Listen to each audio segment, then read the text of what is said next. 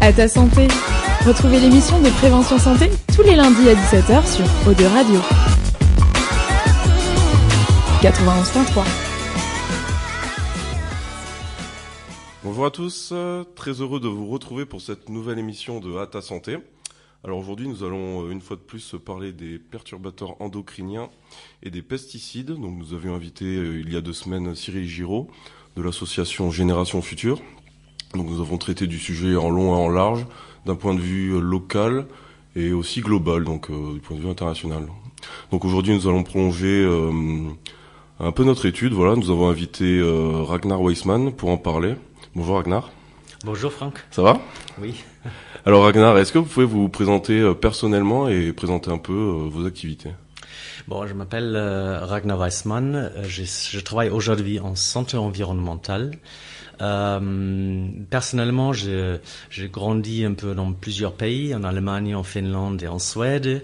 Alors, je déjà bien baigné, je pense, dans le domaine environnement et santé. Et puis, à la suite, effectivement, je me suis orienté professionnellement dans cette direction. Je passais 6 ans en Angleterre pour faire mes études. Et puis, je suis revenu à la suite en Suède pour faire ma thèse et faire la recherche à l'université.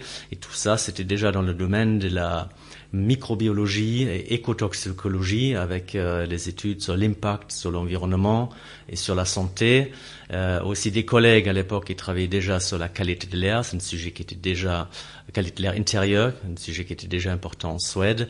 Alors finalement, oui, effectivement, j'ai fait mon doctorat en microbiologie et écotoxicologie et à la suite, en 2003, je suis arrivé en France. D'accord. Et donc vous diriez qu'en Suède, par exemple, ils avaient un peu d'avance sur ces domaines un peu d'études sur l'environnement ? Disons, à l'époque, oui. Aujourd'hui, faut clairement dire, la France a rattrapé énormément, et les choses ont bougé depuis 10 ans. Mais à l'époque, quand je suis arrivé en France en 2003, je constatais effectivement un retard assez important entre la Suède et la France. Et puis, je constatais également un retard très important entre ceux que je connaissais en sciences, dans le milieu scientifique et sur le terrain. Globalement, aujourd'hui encore, entre ceux qu'on connaît en sciences, on a à peu près 30 ans de retard. Le sujet des perturbateurs endocriniens, on connaît depuis 30 ans. En fait, même voire 40 ans. Et aujourd'hui, c'est dans le domaine public et tant mieux, Mais quand je suis arrivé effectivement en France, la première chose que j'ai réalisée, c'était déjà dans le Vigne. Je suis arrivé dans le Vigne à l'époque, et les premiers jours, effectivement, je rapidement fermé les fenêtres puisque j'avais toute le tracteur passé à côté et je prenais plein de visages et je me suis rendu compte déjà il y a certaines consignes qui n'ont été pas respectées. Il y avait un gros problème. Et à la suite, on a mis en place des actions. Déjà, une des premières villes qu'on a amenées au zéro phytosanitaire à l'époque, c'était la ville de Barsac. C'était une des premières actions que je fais. Vous avez fait ça dans quel cadre, du coup ? Dans le cadre d'une association ? Oui, tout à fait. Comme j'ai vu ces problématiques-là, effectivement, qui étaient moins prises en compte ici, surtout c'était 2004, vous voyez, c'était juste la naissance du terme développement durable en France. C'était vraiment le début, on connaissait à peine. Et j'avais envie de justement, j'avais mon premier enfant à l'époque aussi. Et avec ma collègue à l'époque, on a envie de justement vulgariser ces choses-là, apporter ces connaissances aux acteurs du terrain, n'importe qui, les collectivités, les entreprises, et leur expliquer quels sont les soucis et qu'est-ce qu'on peut faire parce qu'il y avait des solutions. Et un des premiers projets, c'était justement le travail sur le pesticide, déjà avec les villes, parce que là, on utilise pour des raisons esthétiques simplement. Et il y a quelques villes qui sont répondues positivement, c'était très bien. Et la deuxième action, c'était, puisque j'avais mon enfant qui rentre en école, c'était la qualité de l'air intérieur. Parce que je me suis rendu compte, il y a une étude en 2004 qui est sortie en France sur les écoles parisiennes. Et je me souviens très bien, ça m'a marqué, je connaissais pas tout à l'époque non plus, ça m'a marqué puisqu'ils ont prélevé des polluants, 3 polluants au cours de la journée.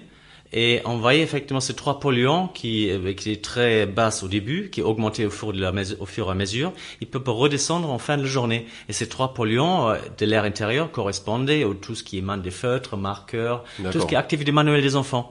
Et ça veut dire, sans rentrer dans l'école, dans les classes, en fait, on pourrait déjà voir quelles activités ont les enfants.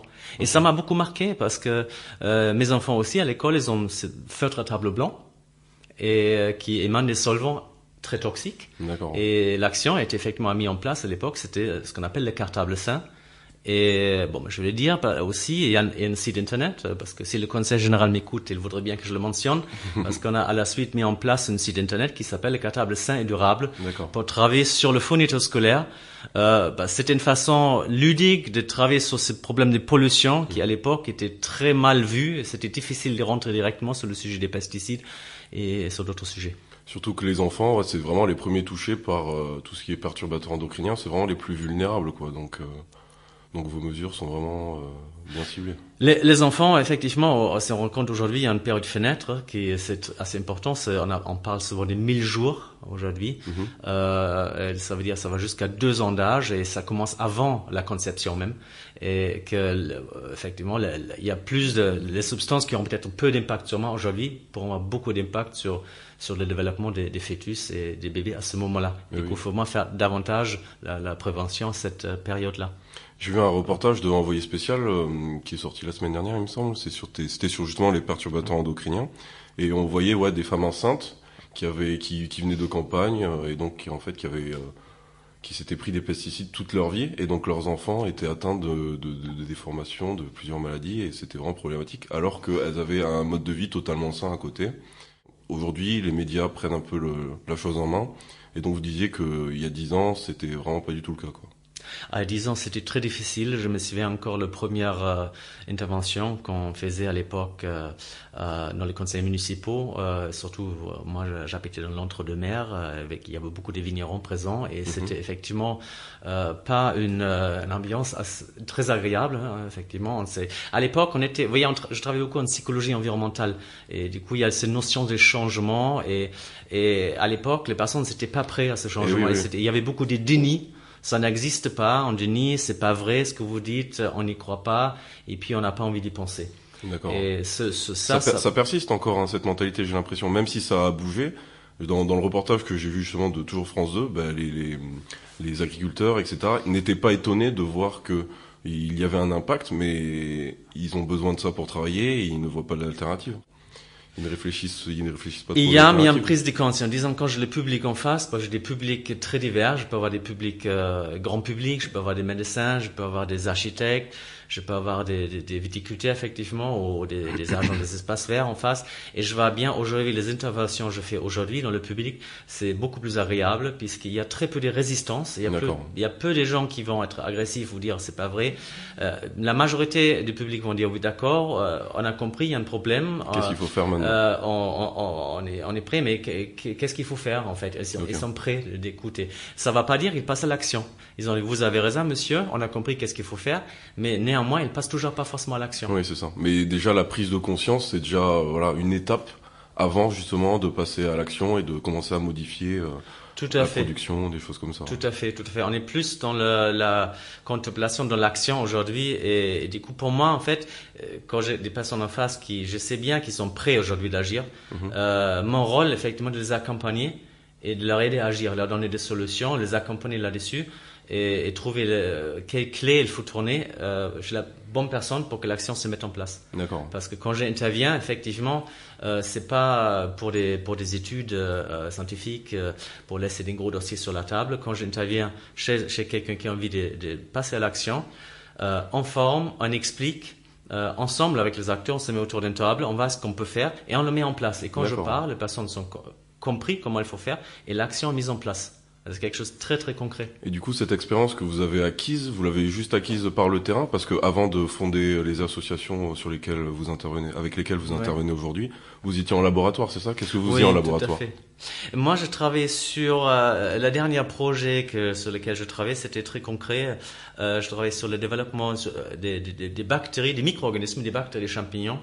Dans le but de la lutte biologique, pour lutter contre les maladies des plantes et à la suite aussi pour lutter avec des micro-organismes contre des mauvaises herbes. C'était en France du coup? Ça c'était en Suède. D'accord. Dès que je suis arrivé en France, effectivement, et j'avais rapidement envie de m'impliquer sur le terrain et d'appliquer mes connaissances plus concrètement à travers d'une première association HSEN qui a été créée en 2004. Et puis la deuxième association qui est aujourd'hui pour laquelle je suis responsable, Objectif Santé Environnement, depuis début de 2017. D'accord. Pour resituer un peu le sujet, est-ce que vous pouvez nous définir un peu, pour nous et les auditeurs, que sont les perturbateurs endocriniens? Qu'est-ce que ça fait sur l'organisme humain? Alors, le perturbateur endocrinien, on se dispute beaucoup en science. Il y a différentes définitions qui existent.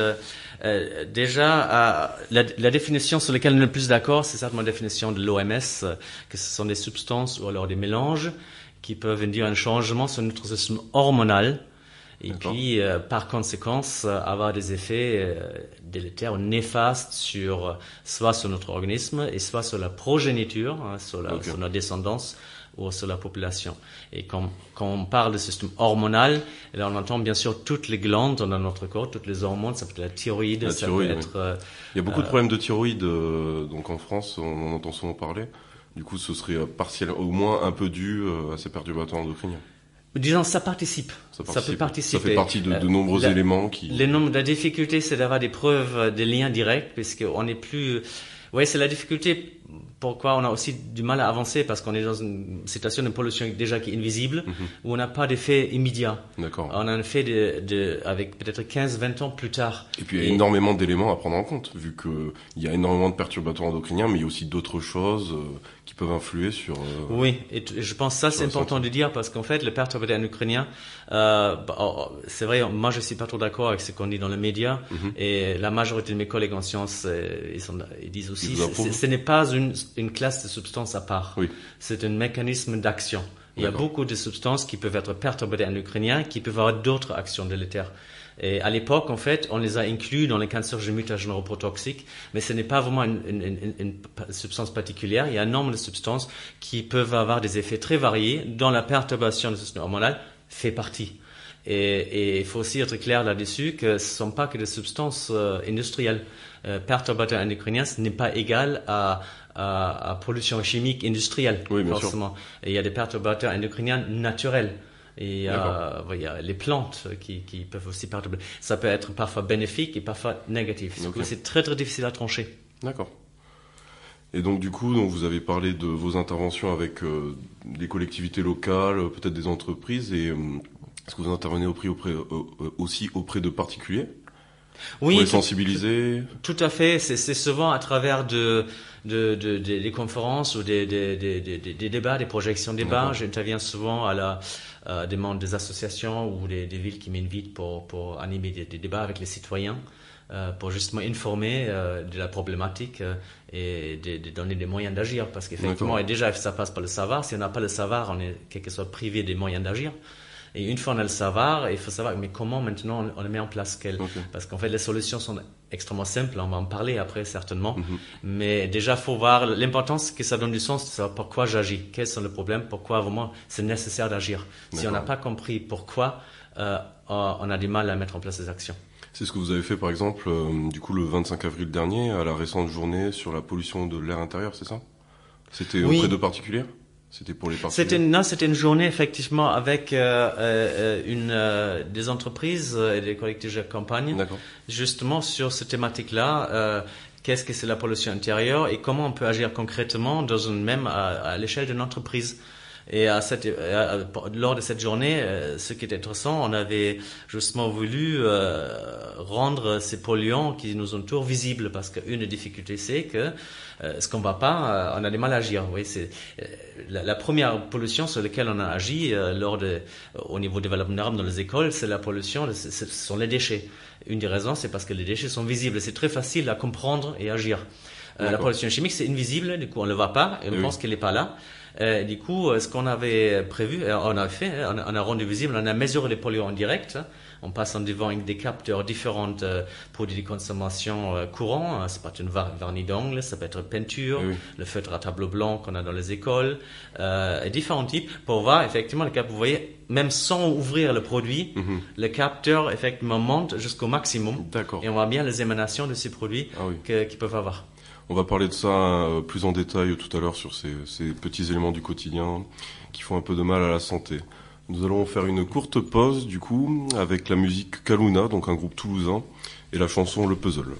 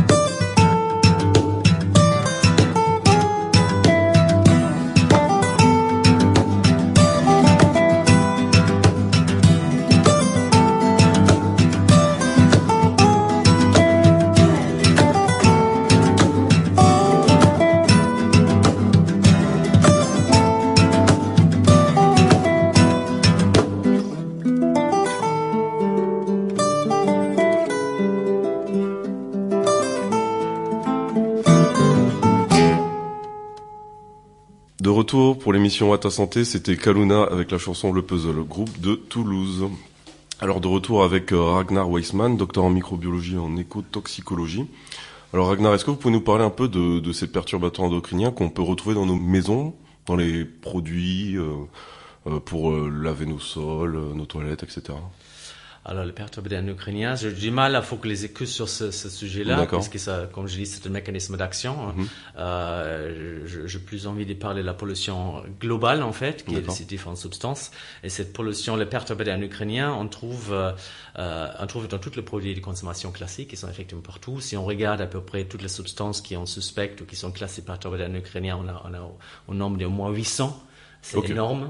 Alors après, ça ne va pas dire qu'il faut paniquer, parce qu'on a vu ces produits peuvent avoir des effets délétères à certains moments de la vie et pas à d'autres. D'accord.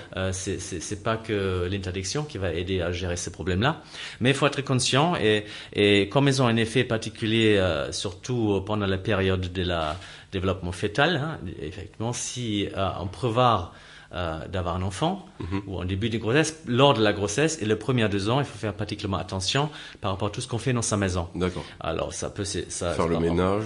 Effectivement, éviter. Le ménage, le nettoyage sain, c'est un des concepts qu'on a créés et sur lesquels je travaille toujours aujourd'hui.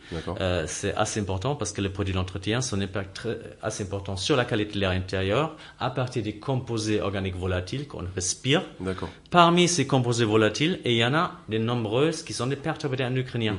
Vous avez les états de glycol, par exemple, que vous avez dans les peintures, qui aussi émanent dans l'air intérieur, qui sont des perturbateurs endocriniens.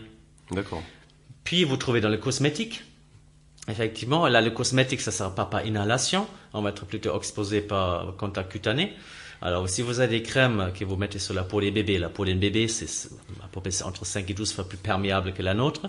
Et ces crèmes contiennent, par exemple, des états de glycol, par exemple, ou vous avez une crème des phtalates, parce que les phtalates sont souvent liés au parfum, pour fixer le parfum. Il y a aussi les lingettes pour nettoyer les fesses des bébés, etc., qui peuvent être nocives. Exactement. Toutes ces choses-là, aujourd'hui, malheureusement, c'est pas parce que les produits sont sur le marché et sont sains. Du coup, il y a beaucoup de tri à faire. Et la première chose, c'est de se demander qu'est-ce que j'ai réellement besoin. Par exemple, pour concernant un bébé, on n'a pas besoin de grand-chose. Moi aussi, j'ai 3 enfants. Un savon de Marseille et ça peut suffire. Là, à la rigueur, même les lingettes, ça peut être pratique pendant l'heure de voyage, mais c'est pas nécessaire de les utiliser à la maison. En plus, au niveau budgétaire, ça a quand même un certain coût. C'est vrai.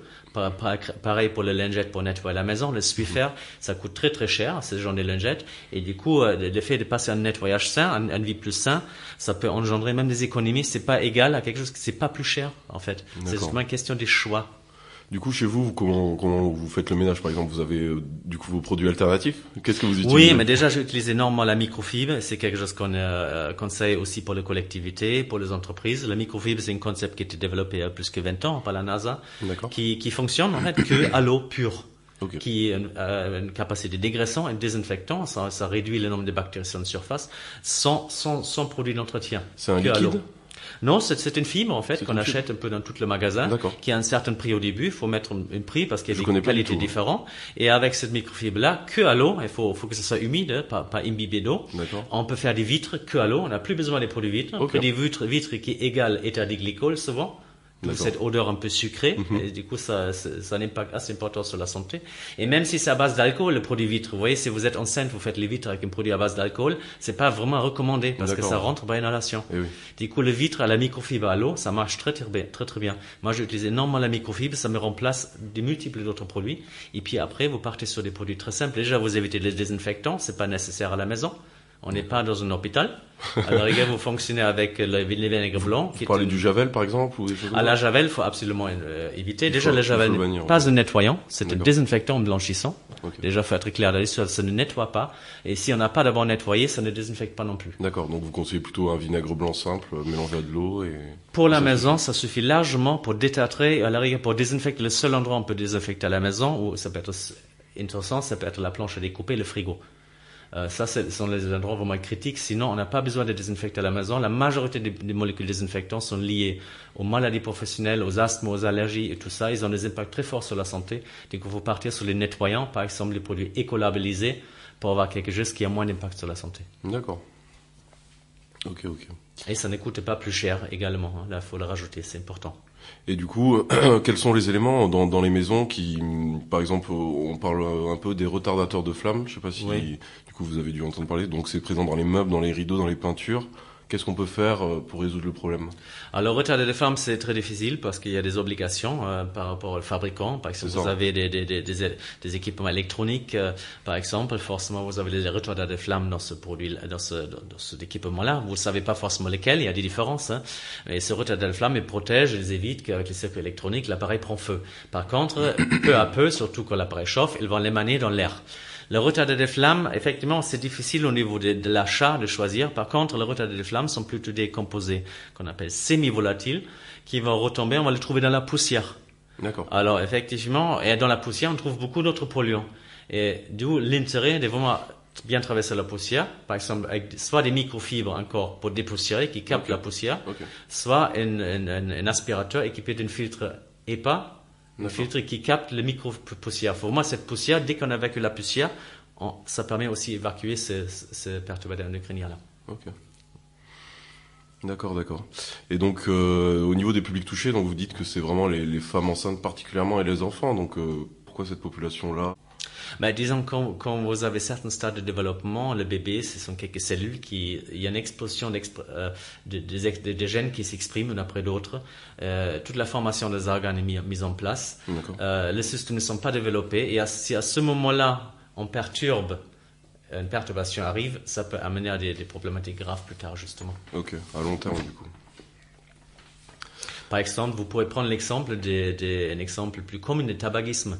Je l'utilise rarement, mais le fumer, par exemple, la tabac, on sait que c'est un perturbateur endocrinien également. D'accord. Le tabac, c'est également. Comme vous exposez une femme enceinte à du tabac ou au bisphénol A, pareil, hein, et ça va avoir un effet sur les cellules graisseuses. Ça va programmer vos adipocytes, ce sont des cellules graisseuses, et vous pourrez plus tard, disons, avoir un enfant qui est obèse. D'accord. Et ça, c'est l'effet perturbateur endocrinien au niveau du développement des bébés. Ouais, c'est étonnant ça. Et vous avez entendu parler de cette baisse de QI des fois chez les enfants à cause des perturbateurs endocriniens? J'ai entendu ça il y a pas longtemps. Oui, parce qu'en fait, on fait le lien, ce sont des liens. Pour certaines, il y a beaucoup de substances qui ont un effet perturbateur endocrinien qui peuvent agir sur les fonctions thyroïdiennes et sur les hormones thyroïdiennes à différents niveaux. Et puis si on bloque effectivement ces fonctions thyroïdiennes, ça peut amener par exemple à une mauvaise ou à un manque d'assimilation de iode qui est directement en lien avec une baisse et le développement du cerveau. D'accord. Et du coup, vous militez pour le zéro phyto. Est-ce que vous pouvez nous en parler? Qu'est-ce que c'est que le zéro phyto? Alors, le zéro phyto, je milite depuis 2004, on va dire. À l'époque, on a amené quelques villes au zéro phytosanitaire déjà. On leur a dit, ça serait quand même bien d'arrêter de pulvériser des produits phytosanitaires dans les espaces verts de la ville, parce que on n'est pas dans des sols agricoles, hein, effectivement, dans une ville, c'est difficile de protéger la population. Si on pulvérise le trottoir pour éliminer les mauvaises herbes, simplement pour des raisons esthétiques, la population elle est exposée. Une personne sait effectivement le trottoir était pulvérisé, du coup on va marcher sur le trottoir, on va s'exposer, on va exposer ses enfants, on va exposer les animaux des campagnes, le chien, le chat qui vont marcher sur le trottoir, qui vont lécher le sol. Du coup, il y a un impact assez important sur tout ce qui sur toute forme de vie en fait, plus dans ce milieu-là, et simplement pour des raisons esthétiques. Alors je travaille beaucoup avec les villes pour justement arrêter les phytosanitaires, et aujourd'hui je suis content parce que depuis le 1er janvier 2018 il y a une loi qui interdit l'utilisation des produits phytosanitaires dans les espaces publics, dans les villes. D'accord. Ce qui pose là, il y a beaucoup de problèmes, puisque les villes qui le savent depuis des années que ça va venir, ne se sont pas préparées. Alors aujourd'hui, ils sont un petit peu là devant le fait accompli. On n'a plus le droit de l'utiliser, mais l'herbe pousse. Qu'est-ce qu'on fait? Du coup, il y a beaucoup de villes qui sont paniquées. Et là, on est à un stade de l'action, hein, mais il y a beaucoup de risques qui font modérer rechutes. Il y a beaucoup de villes qui, s'ils pourraient, ils réutiliseront les produits chimiques. Et surtout, ils ont toujours le droit de les utiliser sur le stade et sur le cimetière. Et là, c'est difficile parce que là, vraiment, on est sur des villes qui sont dans l'action. Et là, mon rôle, c'est de les soutenir pour maintenir l'action, pour pas rechuter là où ils peuvent. Du coup, qu'est-ce que vous faites concrètement pour les soutenir? Vous les sensibilisez ou vous continuez de les accompagner aussi dans leur démarche? Alors déjà, il faut revenir sur le base parce que, comme j'ai dit, souvent la problématique pour agir, c'est une notion de psychologie. Si on n'a pas compris pourquoi, on n'agit pas. Du coup, il faut bien leur expliquer quel est l'impact de ces produits. Ça vaut vraiment le coup. C'est mon rôle de trouver la sensibilité de chacun. Chacun a une sensibilité différente. Voilà, on peut le faire par exemple pour la sécurité. Il y a des personnes qui sont plutôt sensibles à ça. D'autres vont le faire parce que il y a des raisons économiques. D'autres vont le faire parce qu'ils sont très sensibles à la santé des chiens, des animaux de campagne. D'autres vont penser aux enfants.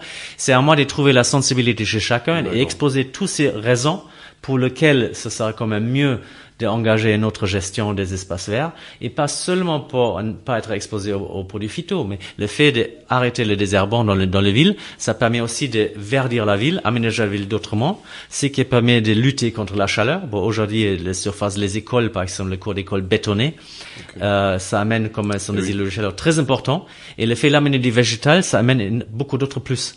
D'accord. Et du coup, vous intervenez principalement dans le département, la région, vous allez un peu dans toute la France? Comment ça se passe? Ça peut être un peu partout. Effectivement, comme je suis dans une structure, c'est un bureau d'études associatif, si vous voulez. Je ne marche absolument personne. On me contacte directement. Okay. Et effectivement, il y a beaucoup de faire dans la région, beaucoup de choses. Si je n'appelle, ça m'arrive que je devienne à Paris ou dans le nord de la France ou ailleurs. En fait, c'est selon l'opportunité, selon la demande. Quelqu'un me demande, je refuse pas. Ok. Mais comment les entreprises vous trouvent du coup sur votre site internet en général? Ça peut être le site internet ou souvent c'est pas bouche à l'oreille. D'accord. Parce que les gens ils ont vu qu'on a mis en place des actions, ça fonctionnait très très bien. Par exemple, dernièrement avec la Claircienne, un bailleur social à Bordeaux, on a mis en place un nettoyage sain sur toutes les résidences qu'ils ont. Ils ont changé la marché public, ils ont mis en place d'autres produits d'entretien et ils ont maintenant affiché une charte justement de nettoyage au niveau des résidences. Et du coup, ça, les gens, ils voient, c'est visible et à ce moment-là, ils peuvent dire oui, ça m'intéresse. Moi, j'aimerais bien faire ça de mon entreprise, dans mon école, dans ma collectivité, dans mon cabinet médical, dans ma clinique, parce que j'ai aussi des hôpitaux et des cliniques qui me demandent parfois de mettre ça en place chez eux, ou même dans les restaurants, des restaurateurs qui ont besoin de désinfection. Mais là aussi, on peut mettre en place ce type d'action. D'accord. Et mais du coup, vous m'avez dit, c'est quoi votre nouvelle association? Donc il y avait l'association Habitat Santé Environnement. Voilà, j'étais cofondateur et co-responsable pendant plus que 10 ans. Et depuis 2017, je suis responsable de l'objectif Santé Environnement. C'est association OSE. Et il y a un site internet qui est www.objectifsantéenvironnement.com. D'accord. Vous pourrez trouver des informations. Eh ben, sur ce, nous allons faire une petite pause du coup avec la chanson 40 oses de Polyphia.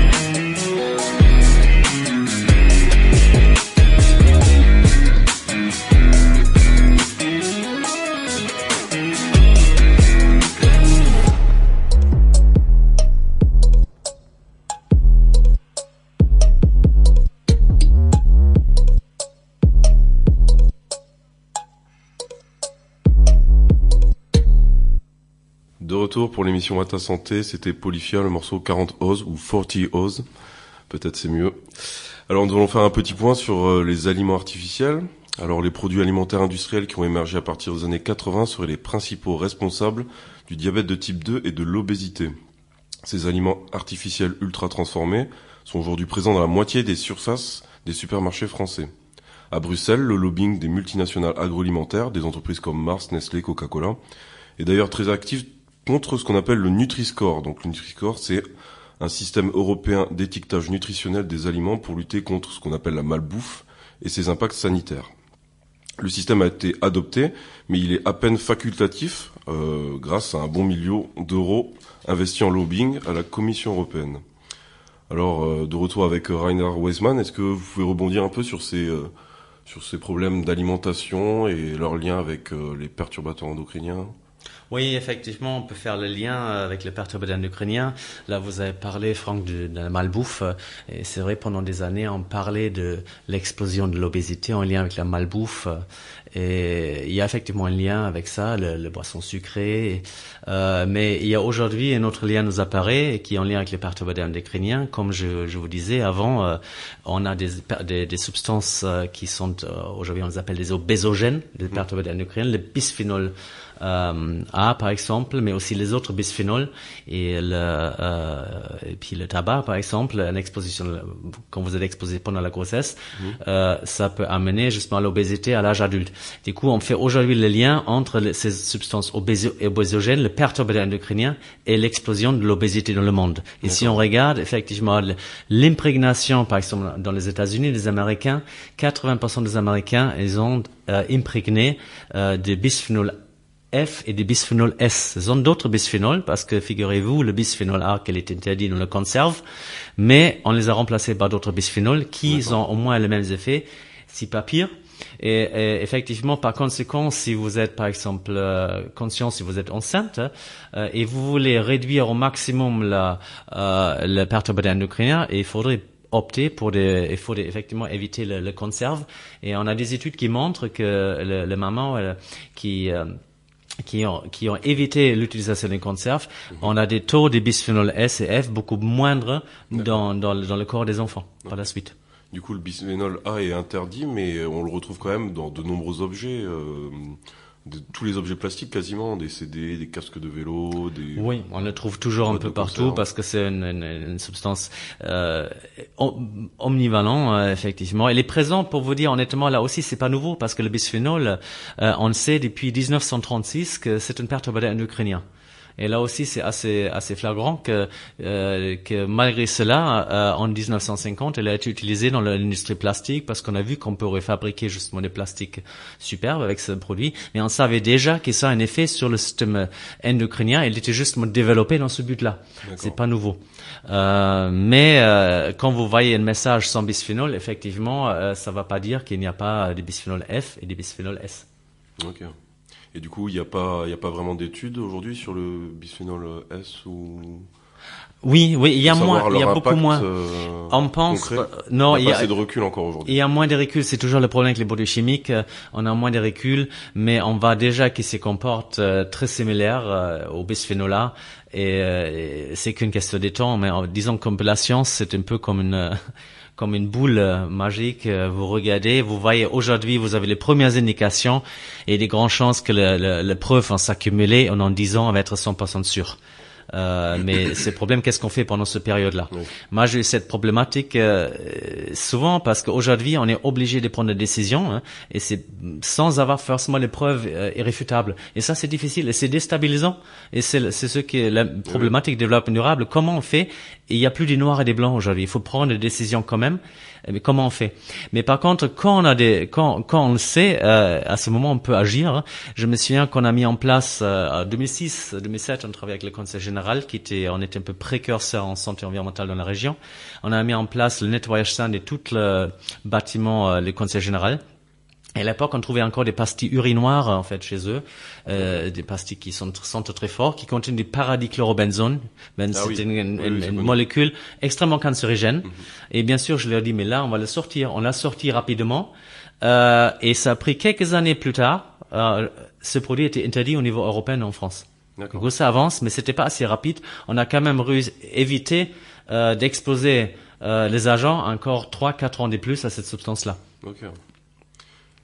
Et du coup, quels sont vos moyens de pression pour faire réagir les autorités compétentes par exemple, voilà, tout ce bisphénol A, on sait qu'il y a eu énormément de pression d'associations pour interdire ça, surtout pour que ça touche pas les jeunes enfants qui étaient vachement exposés à cette substance. Comment on fait aujourd'hui pour éviter qu'il y ait du plastique partout?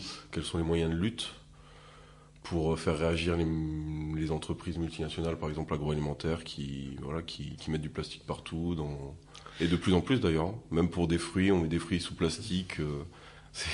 On se demande comment on peut faire pour changer ça.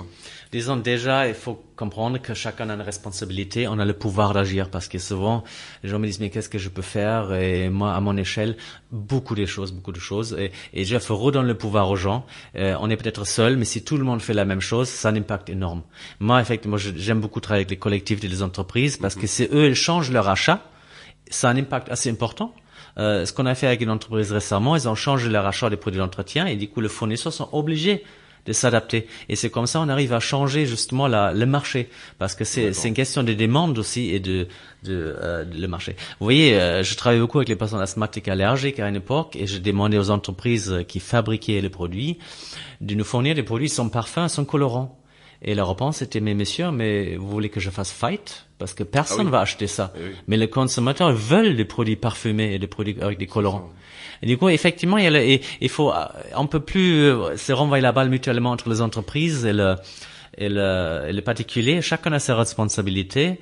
Moi, je travaille les deux côtés. Aujourd'hui, je vois les deux côtés. Je vois effectivement la responsabilité de chacun. Quand vous allez faire vos achats demain dans votre magasin préféré, par exemple, au lieu de choisir le produit d'entretien que vous avez l'habitude depuis 20 ans, votre grand-mère utilisait déjà avant, regardez si vous n'avez pas un produit écolablisé avec l'écolabel européenne ou EcoCert à côté, et choisissez l'autre produit. C'est très simple en fait, les actions, et ça a un impact assez important.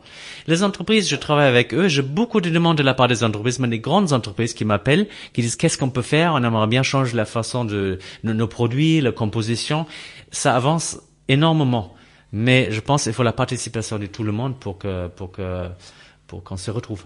Elle est intéressante votre démarche, parce que vraiment vous agissez directement sur le terrain au lieu d'essayer de faire pression sur des autorités politiques ou des choses comme ça. C'est vraiment avec les entreprises, et vous essayez de changer ça d'un point de vue micro. Et c'est votre travail depuis 20 ans? Ah oui, mais vous avez impliqué, quoi. Oui, vous avez, j'ai essayé à l'époque, je travaillais au niveau européen aussi, même. D'accord. Et c'était assez frustrant, comme vous voyez le nombre de lobbyistes qui sont là. C'était trop frustrant. Du coup, non, c'était au niveau de la commission. Voilà, j'avais des liens avec ce travail-là, et je préfère largement travailler sur le terrain, parce que je vois comment ça avance sur le terrain. Ça donne beaucoup de sens pour moi d'amener ces connaissances aux gens pour qu'ils puissent changer leur comportement. Et ça change énormément. Imaginez déjà un feutre pour tableau blanc. Si vous choisissez le feutre qui est moins émanant, qui est plus sain, effectivement, les fournisseurs vont plus fournir les autres feutres. Voilà, c'est une question de choix, en fait. On a beaucoup de pouvoir à ce moment-là. Okay. Du coup, vous avez vu des choses intéressantes à l'époque, à la Commission européenne ou dans les instances européennes? Mais disons, ça discute, mais disons, je pense qu'il faut le deux, il faut travailler sur les deux côtés. Après, c'est un choix personnel. On peut pas travailler qu'un côté. Moi, j'ai vu la côté officielle, européenne, et j'avais envie de me rapprocher du terrain. Mais heureusement, on a des personnes qui travaillent là et qui tiennent tête, parce que aussi aux grandes entreprises qui sont beaucoup plus puissantes. Il faut vraiment les deux côtés. Et moi, ce qui m'intéresse dans mon échelle, c'est le côté humain. Je voulais retrouver ces côtés-là. Et je voyais bien qu'il y a cette forte demande. Par exemple, je mets en place beaucoup d'ateliers en direction des mamans enceintes, ou elles qui ont un projet de grossesse, pour justement leur expliquer, parce que moi, ça me tient à cœur, qu'ils protègent au maximum leur enfant, au moins pendant cette période-là.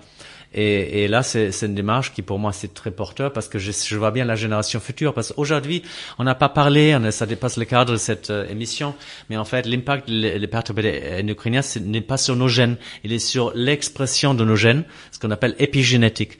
Ça veut dire, à ceux qu'on est exposés aujourd'hui, ça peut moduler l'expression de nos gènes et avoir un impact sur les générations futures, et même 3 générations plus tard. Du coup, on a une vraie responsabilité, pas que pour nous, mais pour nos enfants, mais même pour nos petits-enfants et plus tard. Et ça, c'est important. Et ce qui est important de savoir, par contre, on a le pouvoir d'agir et c'est pas fini parce que si on change, l'impact change. Du coup, on peut changer demain. C'est pas cause perdue, sinon j'arrêterai. D'accord. Donc il y a quand même un peu d'espoir, même si ça paraît un peu inquiétant. Et du coup, toutes ces démarches là, elles sont européennes.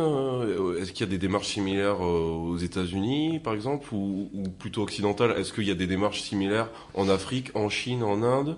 C'est pas du tout pareil. Disons c'est plus occidental parce que il faut être honnête, c'est peut-être peu dur à dire ça, c'est peut-être un peu des luxe presque aujourd'hui de travailler sur ce sujet-là qui sont certes très importants, mais dans le pays Afrique, en Inde, dans le pays développé en Chine, on a des problèmes très importants de pollution extérieure, des choses qu'on avait à l'époque qui sont tellement importantes que ça dépasse peut-être le problématique de mettre en place un nettoyage sain dans une entreprise, vous voyez, qui certes a un impact important, mais on n'est pas là. On a en France, vous voyez, on a il faut dire, les choses se sont améliorées. Dans les années 30 glorieuses, on avait quand même une pollution assez importante. On avait extérieur, ouais, on avait des taux de plomb extrêmement élevés dans l'air extérieur, et puis on avait interdit le plomb dans les essences. Effectivement, ça s'est réduit plus en plus. Au fur et à mesure, et on voit le résultat dans l'air extérieur. L'air extérieur n'était jamais aussi propre, parce qu'on peut le dire, il faut être honnête par rapport à ça, même s'il y a beaucoup de choses encore à travailler par rapport aux particules fines, mais ça s'est amélioré plutôt, et ce qui n'est pas du tout le cas en Chine. Ici, par exemple, vous avez une pollution à l'intérieur importante. Ce que je dis, la mesure la plus importante, c'est d'ouvrir les fenêtres d'aérer. Parce qu'on s'est rendu compte depuis longtemps que la pollution intérieure est jusqu'à 5 à 10 fois plus important que l'extérieur. D'accord. Du coup, il faut vraiment ouvrir les fenêtres. C'est pas fermer les fenêtres parce que c'est pollué à l'extérieur. Même en centre-ville, par exemple. Même en centre. Si c'est aux heures de pointe, effectivement, on va éviter. Si vous êtes asthmatique, allergique, c'est un cas particulier. Mais dans le cas global, en général, il faut mieux ouvrir les fenêtres pour diluer, pour sortir la pollution que l'extérieur. Il faut faire ça plusieurs fois dans la journée? Idéalement plusieurs fois dans la journée, et même en hiver. Parce que vous avez besoin que 4 ou 5 minutes, surtout en hiver. On ouvre 5 minutes en grand. Mais en grand, ça suffit pas d'ouvrir une fenêtre, en oscillobattant, vous ouvrez grand, 5 minutes. Et la différence de température entre l'extérieur et l'intérieur, surtout en hiver, fait que l'air est très rapidement renouvelé. Et vous refermez, vous avez vraiment évacué de polluants. Et ça, c'est important. Par contre, en Chine, on n'est pas dans cette situation-là, parce que là, effectivement, faut mieux garder les fenêtres fermées. On n'est pas du tout dans la même situation. Et eux, ils restent chez eux fermés avec des purificateurs à l'intérieur. On est à ce stade-là chez eux. Ah oui. Et oui, on entend souvent parler de la pollution atmosphérique là-bas à cause des usines notamment, c'est ça? Oui, tout à fait. C'est effectivement catastrophique. Là, c'est l'inverse. Ici, la pollution intérieure est plus importante que l'extérieur, mais en Chine, on n'est pas là.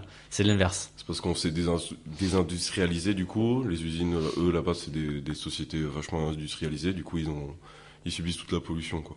Oui, on a tous les usines au charbon, on a un autre mode de vie. Et puis après, vous avez des problématiques en Inde, en Afrique, avec le chauffage au bois. Et ces chauffes au bois, et le chauffage au bois, le particule, le feu des cheminées, c'est une pollution extrêmement importante qui est responsable de beaucoup de morts dans ces pays-là. Ok. Et c'est quoi? Ça fait des particules fines aussi? Ça fait des particules fines, ça fait ce qu'on appelle les hydrocarbures polycycliques. Ce sont des molécules, des substances cancérigènes. D'accord. Et ça a un impact assez important. D'ailleurs, même ici, effectivement, si vous avez une cheminée ouverte, vous avez des productions de ces substances-là et vous le respirez. Du coup, vous le savoir, mais à moindre mesure, parce que eux, ils sont dans un espace, ils cuisinent avec ça, il y a que ça, en fait. D'accord. Et vous connaissez un peu le sujet des particules fines en lien avec le diesel, par exemple? On en entend un peu parler de ça aussi? Un peu, c'est pas ma spécialité, mais un peu, effectivement, c'est la grande problématique parce qu'on a dit l'essence, effectivement, aussi, produit des particules fines.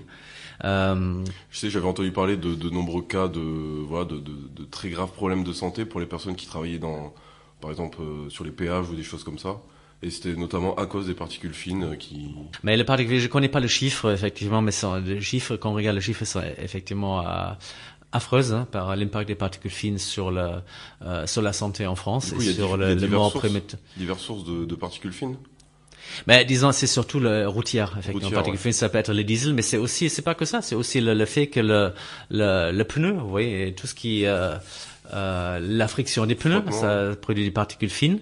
Ça peut être l'industrie, si vous avez une industrie importante à côté, oui, mais sinon c'est surtout le trafic routier. Et on le sait effectivement, ces particules fines, si vous habitez près d'une route passagère, vous êtes extrêmement exposé. Du coup, au niveau construction, normalement, on essaie de voir, on va essayer de dire une crèche, si vous allez prévoir de construire une crèche, on va pas le construire à côté d'un axe routier important. Parce que vu les particules fines, les enfants vont être exposés, on va l'éviter. Et les particules fines, encore, on a des hydrocarbures polycycliques qui sont cancérigènes. On a les particules fines qui rentrent profondément dans le poumon, effectivement, par rapport à l'asthme, l'allergie et des impacts importants. Et il y a des particules fines, c'est une classe de substances chimiques très diverses. Et on a même des liens entre l'augmentation de la diabète et les particules fines. D'accord. Parce qu'ils contiennent des perturbateurs endocriniens. Okay. Et voilà, du coup, c'est assez important d'éviter cette source-là. Et souvent, sur des sites très pollués, on travaille sur des filtrations des bâtiments.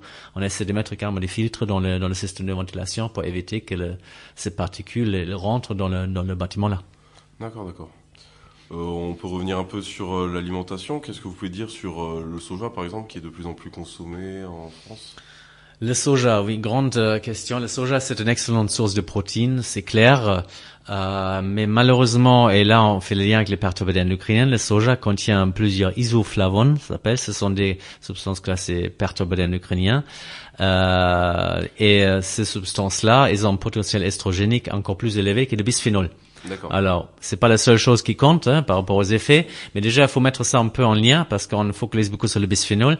Là, on a compris que le soja et des substances naturelles peuvent perturber le système hormonal. Alors le soja, et il y a l'Agence nationale santé, l'ANSES en France, qui recommande également aux enfants à moins de 3 ans d'éviter une alimentation riche en soja. D'accord. Et également pour les femmes enceintes, pour éviter de rajouter des substances perturbateurs endocriniennes à ce stade de développement de la petite enfance. Du coup, c'est quelque chose qu'il faut plutôt attendre plus tard, parce que ça peut avoir un effet important. Et le soja fait partie, le vin également, et le resveratrol, les antioxydants, c'est un perturbateur endocrinien. La sauge, le plante, les femmes enceintes qui alimentent avec la sauge, par exemple, là, c'est un exemple d'excellence parce que la sauge peut être très utile en tant que perturbateur endocrinien parce que pour des femmes âgées, quand vous êtes en ménopause, ça permet de réduire les bouffées de chaleur. Parce que justement, ça impacte le système hormonal. Mais ça ne sera pas recommandé à des âges plus quand vous êtes jeune ou quand vous avez un cancer, parce que les cancers sont des cancers hormonodépendants. Du coup, ça dépend à quel moment on utilise ces produits-là, on est exposé. Et c'est ça qui est important, c'est pas le produit lui-même.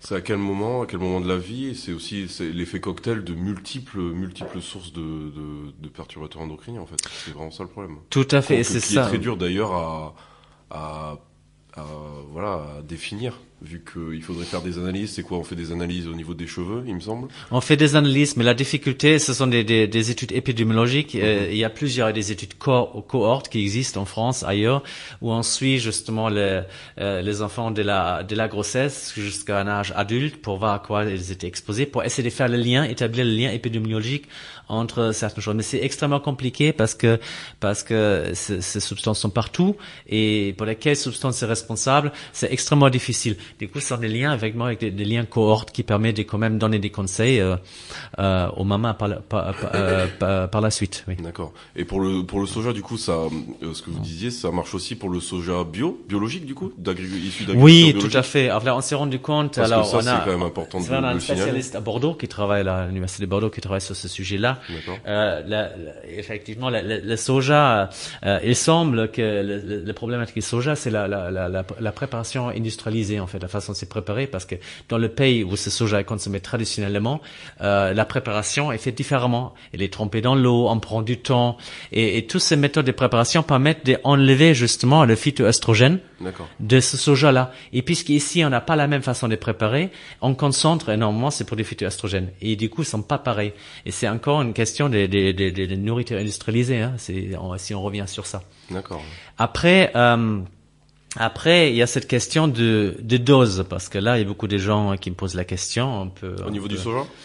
Au niveau du perturbateur endocrinien globalement. D'accord. Alors, il faut être clair parce qu'on dit c'est pas une question de dose, c'est toujours une question de dose. En tant que toxicologie, voilà, effectivement, là, on est sur des tout petites doses. L'important, c'est aujourd'hui, effectivement, c'est évidemment plus pire de fumer, par exemple, 2 paquets de cigarettes par jour qu'un petit tabagisme passif, mais d'être exposé de façon passive, tabagisme passif, parfois, le risque est proportionnellement très élevé. D'accord. C'est ça, en fait, la notion de dose. Ok. Eh ben, très bien. Du coup, un petit mot pour conclure, peut-être, sur les alternatives individuelles, sur vos projets à venir, peut-être. Est-ce que vous avez des choses à signaler particulières? Alors, les alternatives, je vais laisser quand même le personne avec un peu de conseils. Effectivement, pour comprendre, il y avait beaucoup de choses à faire, et je pense qu'il faut travailler sur toutes les pollutions qui vous entourent. Il y a des choses on peut pas faire, c'est clair, mais vous pouvez déjà travailler sur la pollution qui vous entoure, la pollution du quotidien. Les produits ménagers, ça veut dire les produits de ménager, les cosmétiques, le vêtement, l'alimentation, pareil. Par exemple, pareil, il y a beaucoup de choses. L'alimentation, c'est plus facile puisque vous avez les ingrédients derrière. Il y a des applications qui existent aujourd'hui pour scanner, qui permet de vous aider de mieux choisir. Les cosmétiques, on a moins tendance à regarder, peut-être, non? Je sais pas.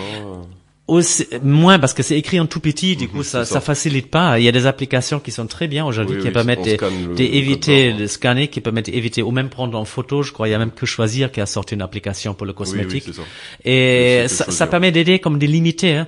Après il y a jamais tout, mais ça permet vraiment de limiter vraiment le gros et ça vaut vraiment le coup. Et il faut pas tout faire en même temps, mais il faut prendre son temps. Et surtout quand vous avez un projet de grossesse, faites attention. Et une des problématiques qui me tient le plus à cœur, c'est la chambre des bébés, parce qu'à ce moment-là, on a cette pression de tout refaire la chambre, on refait la peinture, on refait la literie, on achète tout neuf, et à ce moment-là, malheureusement, quand tout est neuf, il y a un grand risque, on amène énormément de polluants, et à ce moment, faut vraiment essayer de choisir le mieux, et à la rigueur, prendre de l'ancien. Vous connaissez quelqu'un qui a encore une lit bébé, un bois massif qui date, qui n'était pas retraité. Après quelques années, les meubles n'émanent plus. Okay. Alors ça, il faut vraiment très attention. Choisissez pour la peinture la A+, parce qu'il y a un pictogramme maintenant sur la peinture, même si c'est pas parfait, ça vous permet de réduire. Choisissez l'écolable européenne, par exemple. Essayez de vous informer. Il y a beaucoup d'informations sur Internet maintenant dans ce domaine-là. Eh ben, merci beaucoup, Ragnar Weissman. Ce fut un plaisir. Merci à Diana pour la technique. Et nous vous retrouverons donc lundi prochain pour une nouvelle émission à ta santé.